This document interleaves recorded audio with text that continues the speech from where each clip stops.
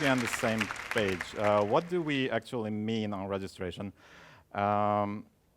It's been mentioned in the introduction this morning by Ivan and also by later on by Mickey.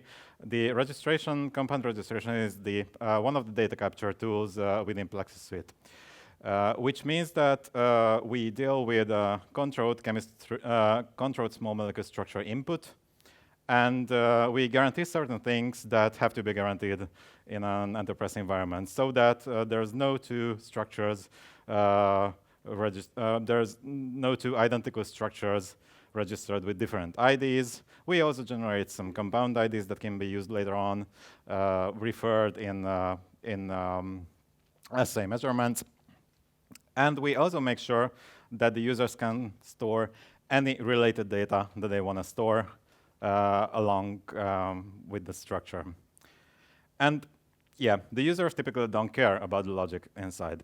They just want to have their submission, as you can see on the slide. They want to have a submission validated, normalized, and evaluated against matches and stored somehow. They don't care about the rest of it.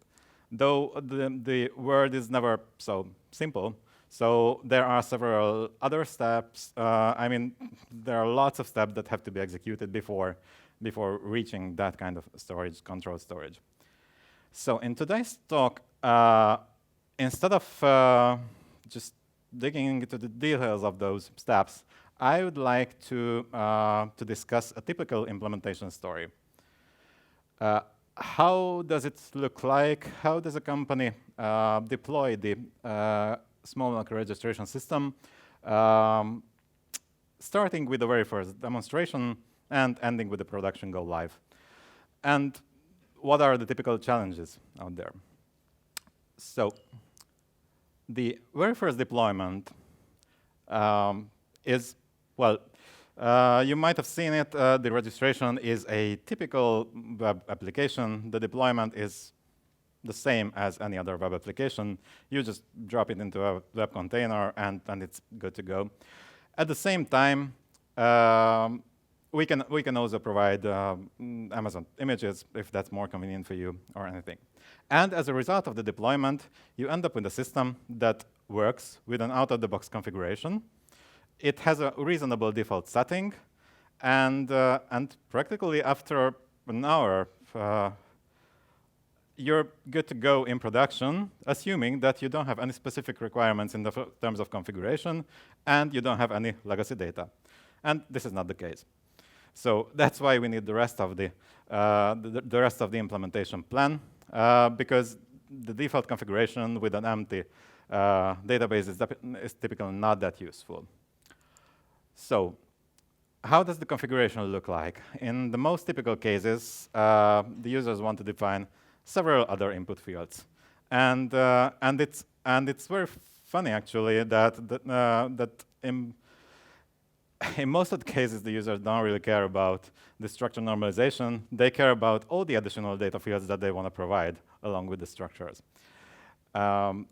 Which means that that you would need to have an easy-to-use user interface to define those new fields, and to have a system which is flexible enough to handle all those new fields without any serious issues. So the video shows the definition of certain new input fields, their validation, and so on, and the fact that that this kind of configuration can be executed within minutes or hours, so it shouldn't take long again. So what takes longer then? That's the question. And we come to the topic of structure normalization. So there's a certain number of rules, chemistry rules, that have to be agreed on before the migration. They have to be decided whether someone wants to stick to certain representation or convert it to something else, and then we end up with the migration itself. And during the migration, we have a couple of challenges usually. Those challenges are a result of the fact that the legacy data are stored usually in some legacy data format. which doesn't properly support the required stereo features. So we need to do something with the conversion. And yes, these are challenges, but the system has ways to solve it, and it provides you easy-to-use tools like the stereo analyzer tool we've implemented that would make sure that that no such issues happen in the future. What about the integration? So we're talking about a registration system, which is never the single input system in a certain enterprise environment. It's usually fed by different ELNs, and we provide web service APIs or even Java client libraries to support that kind of integration. Even in this room, I think we have several ELN partners, and there's certainly a way to integrate it with workflow tools as well. So I think the integration is, again, one of the most important aspects of such a system. As a result, we end up with a user acceptance testing, which is really important because this is the phase where we would actually do an end-to-end testing of the required workflows with real end users.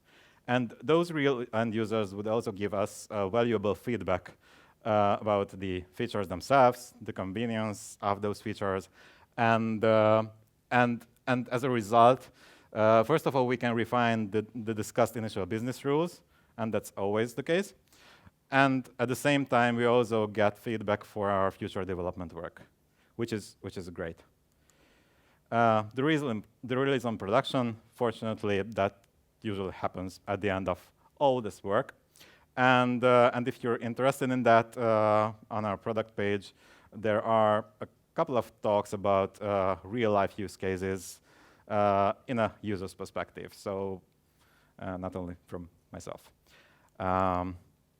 So how does the inventory come into the picture? The registration system itself provides something which is similar to the typical inventory features, with certain exceptions. So in the registration system, you store structures, you store batches, you store solid forms, you can store multi-component things, and that's where it ends.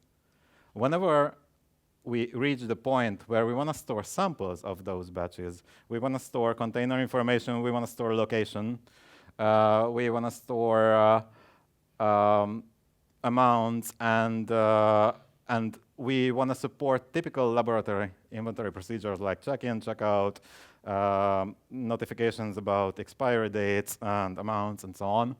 That's where the inventory comes into the picture, and that's why we decided to implement another module which is quite closely integrated with the registration part and provides those basic abilities. We do not really want to compete with all those inventory systems out there because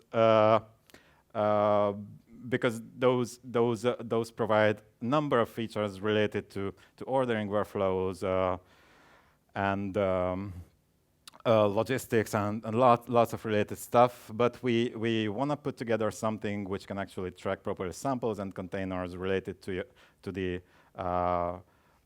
chemistry information that we already have in the database. And yeah, so that's the future of the inventory development in our team. At the end, I would like to say thank you for all those people who helped in developing the product, and it wouldn't be there without their support. And thanks for your time.